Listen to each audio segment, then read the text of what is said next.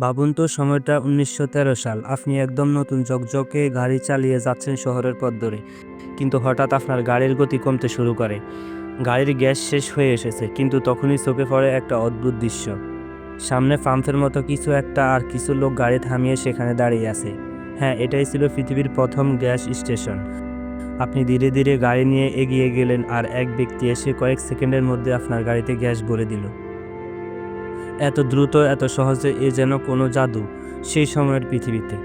এমন এক চমকপ্রদ ঘটনা যা তখনকার দিনে ছিল একবারে অবিশ্বাস্য। কিন্তু আপনি জানেন কি, এটাই ছিল বিশ্ব বদলে দেওয়ার বীজ বপনের মুহূর্ত। এই ছোট্ট ঘটনা এমন এক বিপ্লবের জন্ম দিয়েছে যা গাড়ির চাহিদা এক লাফে আকাশচুম্বী করে দেয়। দ্রুতই গোটা দেশে ছড়িয়ে পড়ে ১,৫০,০০০-এরও বেশি গ্যাস স্টেশন। গাড়ি চালানো হয়ে ওঠে এক নতুন স্বাধীনতার প্রতীক। আর আপনি এখন যে কোনো দিকে যেতে পারেন, সময় কিংবা দূরত্ব আর কোনো বাধা হতে পারে না। কিন্তু এই গল্প এখানেই শেষ না, বরং এখান থেকেই আসল রহস্য শুরু হয়। প্রথম গ্যাস স্টেশনটা খুলে যাওয়ার পরে এক অদ্ভুত পরিবর্তন শুরু হয়। আগের মতো গাড়ি চালানো আর সবার স্বপ্নের মতো ছিল না। গাড়ি চালানো যেন এক নৈতিক ঘটনা হয়ে দাঁড়ায়। তবে আপনি হয়তো জানেন না, প্রথম দিকের গ্যাস স্টেশনগুলো মোটেও নিরাপদ ছিল না। পাম্পগুলো ছিল সোজাসুজি রাস্তার পাশে, এবং অনেক সময় জ্বালানি লিক করে সেখানকার পরিবেশে আগুন ধরে যেত। কিন্তু একবারে বিপরীত কিছু ঘটতে চলেছে এরপরে। ১৯১৩ সালে গালস কোম্পানি এক নতুন ধরনের স্টেশন তৈরি করে। এবারের স্টেশনটা ছিল অনেক উন্নত এবং আধুনিক। তারা ছোট এক পাম্পের বদলে স্থাপন করে বড় একটা আন্ডারগ্রাউন্ড ট্যাঙ্ক, এবং সেখান থেকে একসাথে ৬টা পাম্পের মাধ্যমে একাধিক গাড়ি দ্রুত গ্যাস নিতে পারবে। শুরুতে স্টেশনটা খুব একটা জনপ্রিয় ছিল না। তাদের প্রথম দিনে মাত্র ৩০ গ্যালন গ্যাস বিক্রি হয়েছিল। কিন্তু অল্প কয়েকদিনের মধ্যে গাড়ির মালিকরা দেখলো তাদের গাড়ি এত দ্রুত এবং নিরাপদে ভর্তি হচ্ছে যে তারা বুঝে গেল এটাই ভবিষ্যৎ। এই গ্যাস স্টেশনগুলো খুব দ্রুত গোটা বিশ্ব জুড়ে ছড়িয়ে পড়তে শুরু করে, এবং তাতে শুধু গাড়ির চাহিদাই পূরণ হলো না, বরং একটা নতুন স্বাধীনতা লাভের চাবিকাঠি হয়ে উঠল এই গ্যাস স্টেশন।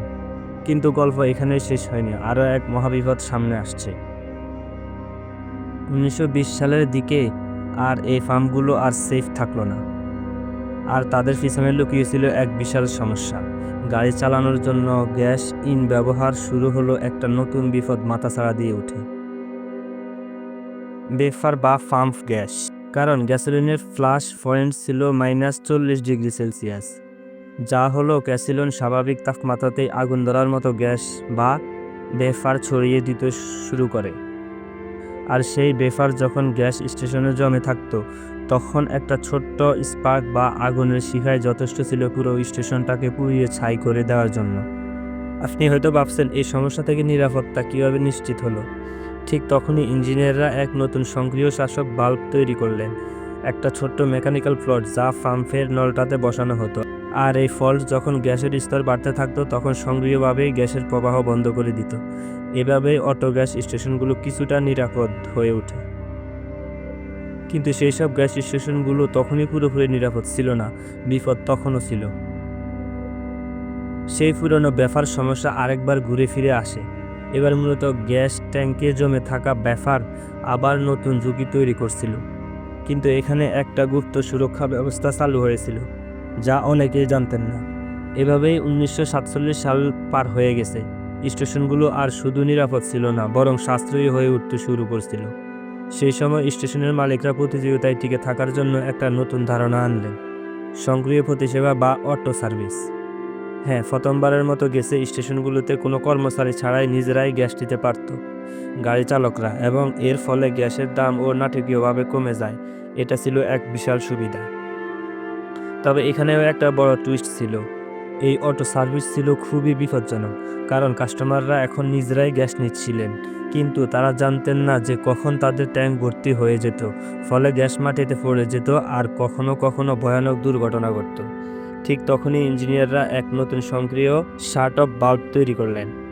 একটা ছোট্ট মেকানিক্যাল ফ্লোট যা পাম্পের নলে বসানো থাকতো। এই ফ্লোট যখন গ্যাসের স্তর বাড়তে থাকতো তখন সক্রিয়ভাবে গ্যাসের প্রবাহ বন্ধ করে দিত। এভাবেই স্বয়ংক্রিয় পরিষেবার গ্যাস স্টেশনগুলো কিছুটা নিরাপদ হয়ে উঠল।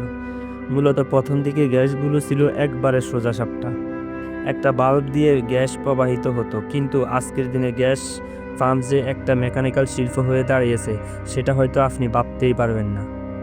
আসলে গ্যাস স্টেশনের এই সকল সুরক্ষিত সিস্টেমটা থেমে থাকার সিস্টেম না। গ্যাস স্টেশনের উন্নতি কখনোই শেষ হয়নি এবং তারা প্রতিনিয়ত আরও নতুন প্রযুক্তির পথে পা বাড়াচ্ছে। এখন আমরা যে গ্যাস স্টেশনগুলো দেখি সেগুলো অটোমেটেড এবং স্বয়ংক্রিয় হয়ে উঠেছে। এমনকি ইলেকট্রিক গাড়ির জন্য তৈরি হচ্ছে নতুন ফার্ম সিস্টেম, যাতে গ্যাসের জায়গায় বৈদ্যুতিকভাবে চার্জ হবে। কিন্তু এখানেই শেষ না। এই নতুন যুগের ফার্মগুলো এক নতুন ডিজিটাল বিপ্লব তৈরি করেছে। তবে প্রশ্ন উঠছে, এত সব উন্নতির মাঝে কোথাও কি আবারও এক অদৃশ্য বিপদ লুকিয়ে থাকতে পারে? এমন কিছু কি রয়েছে যা ভবিষ্যতে আমাদেরকে আরও বড় বিপদের সম্মুখীন করতে পারে? এখন যেখানে প্রতিটি পদক্ষেপে নতুন উদ্ভাবন ঘটছে, সেখানে আমরা কি কখনো চিন্তা করি যে এই সিস্টেমগুলো কি পরিপূর্ণভাবে নিরাপদ, নাকি আমাদের এই অজানা বিপদগুলোর সামনে অপেক্ষা করছে? এইসব প্রশ্নের উত্তর সময় দিবে, কিন্তু একটা কথা, আমরা যতই প্রযুক্তির দিকে এগিয়ে যাচ্ছি ততই আমাদের সামনে নতুন নতুন চ্যালেঞ্জ আসছে। এবং এই চ্যালেঞ্জগুলোর মোকাবেলার ক্ষমতা যদি আমাদের না থাকে তবে কোনো কিছুই আমাদেরকে রোধ করতে পারবে না। আমরা যদি সতর্ক না থাকি তবে আগামী প্রজন্ম হয়তো এমন সব সমস্যার মুখোমুখি হবে যেগুলোর পরিপূর্ণ সমাধান হয়তো আমরা কখনোই খুঁজে পাবো না। তবে নতুন যুগের প্রযুক্তি এখন আমাদের হাতের নাগালে। এই প্রযুক্তিই এখন আমাদেরকে ভবিষ্যৎ, এবং আমরা যদি একে সঠিকভাবে কাজে লাগাতে পারি তাহলে পৃথিবীকে আরও উন্নত এবং নিরাপদ করে তোলার পথে কোনো কিছুই বাধা হয়ে দাঁড়াবে না।